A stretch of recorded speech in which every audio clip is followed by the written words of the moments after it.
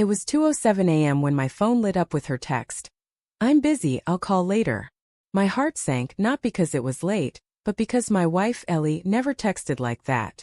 Busy? At 2 a.m.?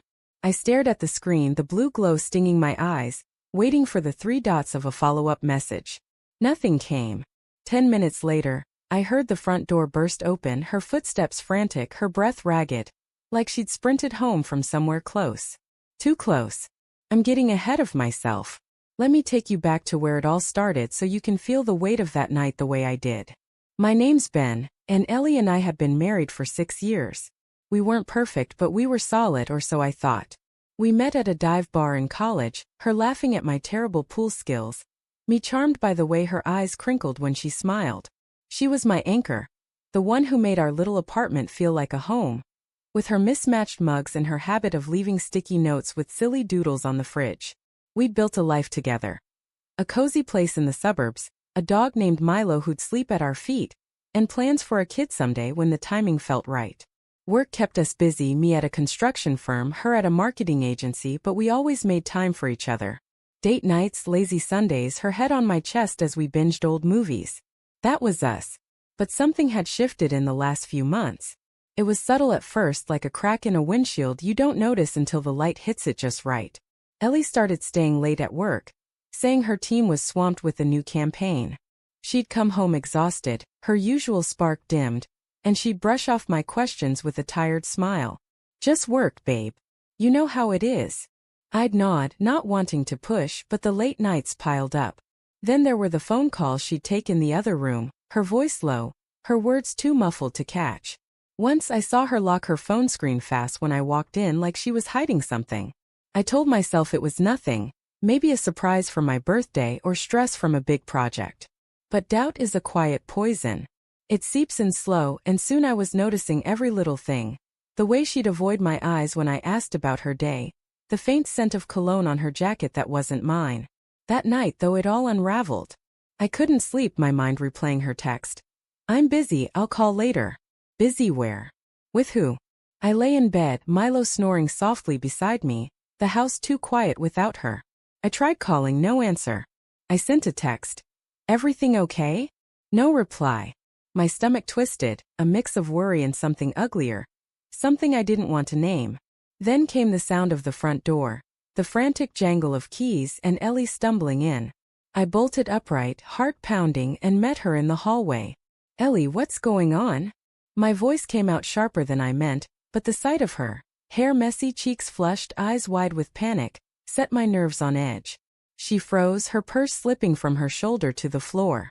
"Ben, I didn't think you'd be awake." Her voice was shaky, not like her at all. She was wearing her work blazer, but her blouse was untucked, one button undone at the collar. "Where were you?" I asked, stepping closer. The air felt thick, like it was pressing down on us. "You texted me at 2 a.m. saying you're busy, and now you're running in here like you're being chased. What's going on?" She looked away, her hands twisting together.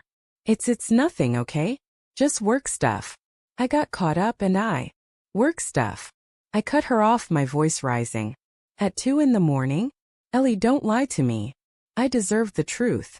My chest was tight, my mind racing with possibilities I didn't want to believe. Her eyes flicked to mine, and for a moment I saw something raw, guilt maybe, or fear.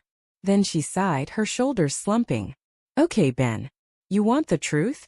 I was with someone." The words hit like a punch, knocking the air out of me. "It's not what you think," she rushed on, her voice cracking. It's complicated. Can we just sit down and talk?" I didn't want to sit. I didn't want to talk. I wanted to scream, to shake her, to make her take it back. But I followed her to the couch, my legs moving on autopilot. Milo trailed behind, sensing the tension, his tail low. "His name's Ryan," she said, barely above a whisper. "He's a client." It started as just meetings, drinks after work. I didn't mean for it to turn into anything. Her hands were shaking now, and she wouldn't meet my eyes. Tonight I was at his place. I thought I could handle it, but I panicked. I realized I couldn't do this to you, to us. I ran home. I stared at her, my mind blank, my heart a mess of rage and hurt. "You were at his place?" I repeated, my voice low, dangerous. "You were with another guy, And you're telling me it's not what I think? What am I supposed to think, Ellie? I didn't sleep with him, she cried, tears spilling down her cheeks. I swear, Ben, it didn't get that far. I stopped it. I left. I'm here now, aren't I? But you were there, I said, my voice breaking. You were with him behind my back, lying to me for months. How am I supposed to trust you now? The room felt too small, the walls closing in. I stood pacing, trying to keep myself together. Why, Ellie? Was I not enough? Did I do something wrong? No, it's not you, she sobbed, reaching for my hand, but I pulled away. It's me. I got caught up in the attention, the excitement. Work was so stressful and he was there. But I love you, Ben. I do. I made a mistake. A mistake. The word felt like a slap. I wanted to believe her, to hold on to the life we'd built. But all I could see was her with someone else, her laughter, her touch, given to a stranger. I need time, I said finally, my voice hollow. I can't do this right now. The days that followed were a blur. I slept in the guest room, Milo my only company. Ellie tried to talk, to apologize, but her words felt like noise, empty and useless. I kept replaying her confession, the image of her running home, the betrayal sharp as a knife. I didn't yell or throw things, I wasn't that guy, but the quiet anger was worse, eating me from the inside. Eventually I made a choice. I couldn't stay in a marriage built on lies, not when every glance at her reminded me of what she'd done. I moved out, found a small apartment and started piecing myself back together. Ellie begged me to stay, but trust, once broken, doesn't glue back the same. I didn't want revenge, not really, just distance, a chance to breathe without the weight of her betrayal.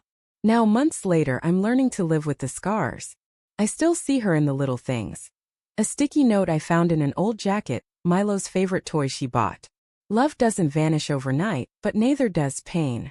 Some nights I wonder if I could have fought harder for us. But then I remember her text, those cold words at 2 a.m., and I know I deserve more than half-truths. I'm not whole yet, but I'm getting there, one quiet step at a time. And that's enough for now.